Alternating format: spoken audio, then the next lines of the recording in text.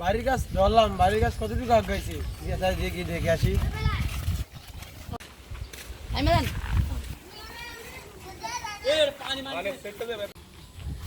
মিস্ত্রি কই? আমার কাম বন্ধ কেন? আর বালু সিমেন্ট কই? কাজ এখনো হয় না কেন?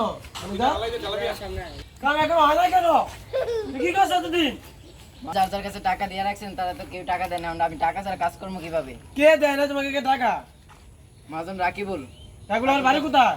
বাড়ি উত্তরপাড়া। তোমরা দুজন গিয়ে এখন রাকিবুলকে ধরে আসো, যাও নিয়ে আসো দৌড়। তোমরা দুজন গিয়ে এখন রাকিবুলকে ধরে আসো, যাও নিয়ে আসো দৌড়। পিছন সাইডে বের উঠে পড়ে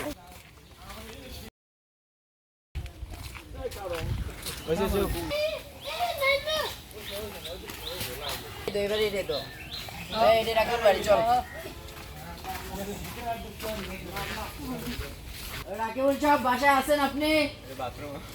রাকিবুল সাহেব বাসায় আছেন?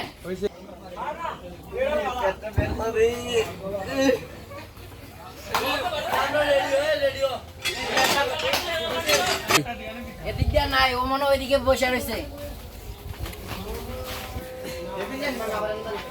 রাকিবুল সাহেব আপনাকে কতদিন ধরে বলতেছি টাকাটার ব্যাপারে, আপনি তো টাকার ব্যাপারে কোনো খোঁজে নাই। আপনার বাসায় আমার মালিক আমাকে প্রেশার দিতেছে, আপনার জন্য আমি কিছু বলতে পারতেছি না। কাজটা আমাদের অফ আছে, কারণ আপনাকে আপনার চলো লাগবে। তাকে তোলো, সবাই তাকে তোলো। আরে ভাই শুনেন কথা, শুনেন না, শুনেন। আসো আসো আসো। আরে ভাই শুনেন আমার কথাটা। ভাই আপনি মালিকের কাছে যাবেন শুনেন না, আপনি এক সপ্তাহ ধরে পেটটা ভাই ব্যথা। মালিকের কাছে বললেন আসেন ভাই কথাটা শুনেন না ভাই, কোনো কথা নেই ভাই। মহাজনের কাছে যা বললেন ভাই, যা বলবেন সব আমি বলতাছি বউ বাচ্চা কিচ্ছু খাবে তা তো ভাই আপনি কোনো কথা বলেন না ভাই। মহাজনের কাছে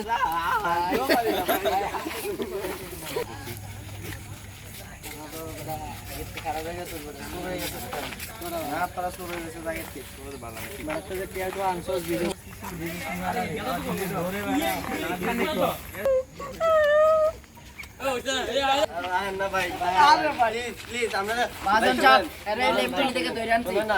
বহুত নাহতা হইতাছে। আপনি কি করবেন করেন, টাকা বাকা কিছু দিতেছে না। টাকা দাস নাকি ভাই? কত হয়েছে বলে টাকা দিবে না তুই? শুনেন এক মিনিট ভাই, আমার দিনটা এক সপ্তাহ ধরে ভাই কাজ নাই। টাকা দাও, টাকা দিবি ভাই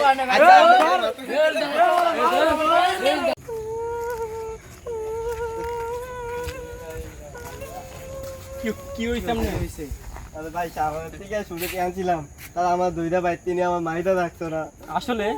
ভাই আমরা তো আনছি আমরা কি টাকা আমরা আনছি আর মেম্বারের কাছে যাচ্ছি।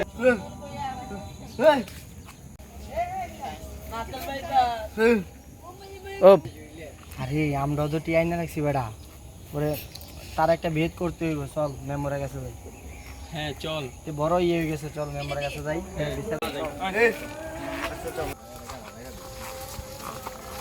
আজকে মেম্বারকে কিছু না শুট করে নেবে বিচার আছে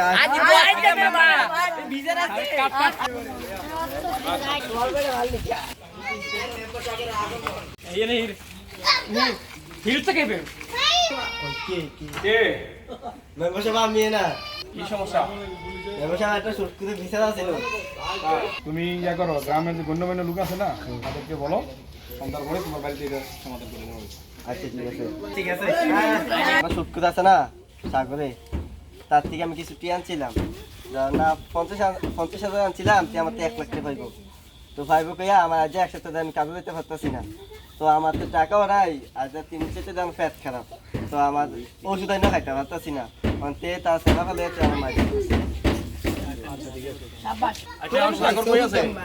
সাগর আমার মাইরা অঙ্কুরে নিগাছে বলতে পারতেছি না, কিন্তু সাগরের লোকে যে লোকজন ছিল চালাফালা এগুলো আছে এতে এতে সাত দিকে। আচ্ছা আসো সামনে আসো, কেডা কেডা তোমরা মাইক তাই না? কি সমস্যা? তোমরা হ্যাঁ মাইক করছো জানো? আমরা সাগরের কথাতে আমরা ওরা মারধর করছি, আর এর কথা পর্যন্ত না করলে আমরা হয় মারধর করি। কেন সাগর কই? কারণ সাগর বাইকে গেছে, আমাদেরকে মারধর করে। আমরা সবাই এখানে উপস্থিত আছেন, শুনছেন রাকিবুলের কথা, শুনছেন যে এখন সাগরের যে বিনোদন কাজ যে করছে তার প্রতি মানুষ কি বিচার করা যায়? আমরা সাগরের সম্বন্ধে এরকম বিচার অনেক শুনছি। গ্রামে এরকম অনেক মানুষ আছে এই বিচারটা দেখাতে হ্যাঁ আজকে এরকম একটা বিচার করবেন যে ভবিষ্যতে হ্যাঁ এই বিচারটা দেখিয়া সাধারণ আরো পাবলিক যেত সুদ খেতে 7 বার চিন্তা করে খাওয়া লাগে। সবার কথা এবং সবার মতামত নিয়ে আমরা এই বিচারের রায় ফয়সালায় গেছি যে সাগর যেহেতু এখান থেকে পলাই গেছে গা, সে তার দোষ স্বীকার করছে, এটা বোঝাই গেছে।